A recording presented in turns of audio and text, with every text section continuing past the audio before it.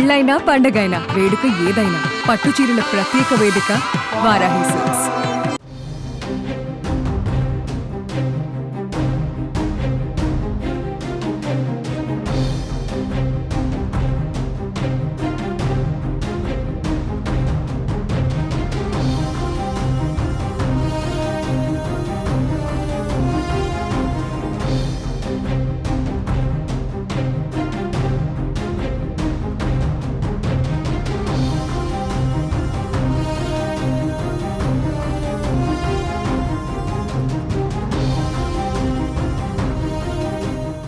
విశాఖపట్నం మధురవాడ గర్భిణి అనూష హత్య కేసులో రోజుకొక కొత్త విషయం వెలుగులోకి వస్తుంది.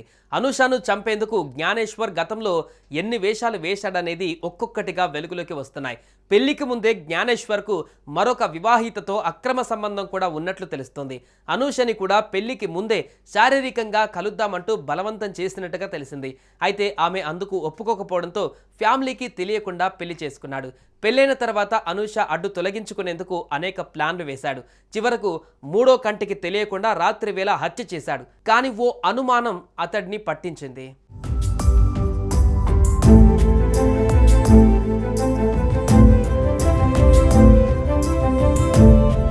విశాఖ గర్భిణి అనూష హత్య కేసులో రోజుకొక సంచలన విషయాలు బయటకు వస్తున్నాయి. అనూష తండ్రి చనిపోవడం, తల్లి అందురాలు కావడంతో అనూషను శారీరకంగా వాడుకునేందుకు జ్ఞానేశ్వర్ మాస్టర్ ప్లాన్ వేశాడు.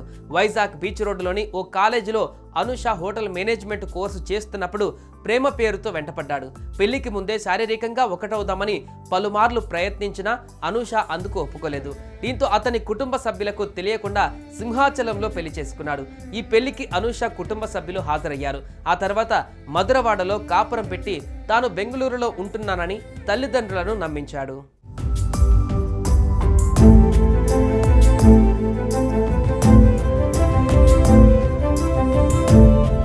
అయితే పెళ్లికి ముందే జ్ఞానేశ్వర్కు మరొక వివాహితతో కూడా అక్రమ సంబంధం కూడా ఉంది. అందుకే అనూషను ఎలాగైనా అడ్డు తొలగించుకోవాలని ప్లాన్ చేసిన జ్ఞానేశ్వర్ తనకు క్యాన్సర్ ఉందంటూ తన పేరెంట్స్ ఒప్పుకోరని నమ్మించే ప్రయత్నం చేశాడు.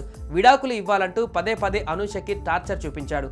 గర్భిణీగా ఉండగానే ఓసారి ఫలూదాలో నిద్రమాత్రలు కలిపాడు. అయితే అవి కరగకపోవడంతో ఆమె గుర్తించి అడగ్గా ఏమో తనకు తెలియదంటూ బుకాయించాడు. విడాకుల విషయంలో డెలివరీ ముందు రోజు అనూషతో జ్ఞానేశ్వర్ ఘర్షణకు దిగాడు.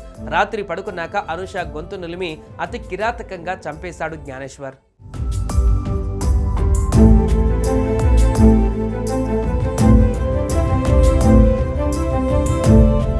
తన భార్య లేవడం లేదని అందరినీ కంగారు పెట్టి స్థానికుల సాయంతో ముందుగా ఓ ప్రైవేట్ ఆసుపత్రికి ఆమెను తీసుకువెళ్లాడు జ్ఞానేశ్వర్. అక్కడ ఆమె మృతి చెందిందని వైద్యులు నిర్ధారించిన సందర్భంలో మెడపై ఉన్న మచ్చను ఆమె స్నేహితురాలి తల్లి గుర్తించింది.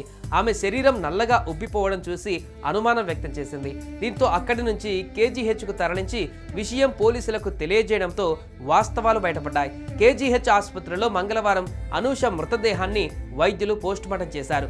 గర్భం నుంచి ఆడ మృత శిశువును డాక్టర్లు బయటకు తీశారు. అక్కడికి చేరుకున్న అనూష బంధువులు కన్నీరు మున్నెరగా విలపించారు. ప్రత్యక్షంగా భార్యను, పరోక్షంగా తల్లి కడుపులో బిడ్డను హత్య చేసిన నిందితుడు జ్ఞానేశ్వర్ను కఠినంగా శిక్షించాలని అనూష కుటుంబ సభ్యులు, బంధువులు డిమాండ్ చేస్తున్నారు.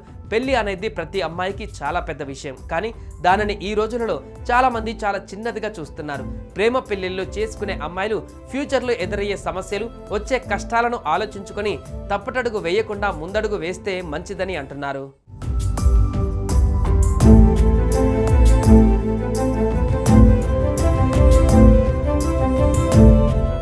సుమన్ టీవీలో మీ పర్సనల్ అండ్ బిజినెస్ ప్రమోషన్స్ కోసం కింది నెంబర్కి కాంటాక్ట్ చేయండి.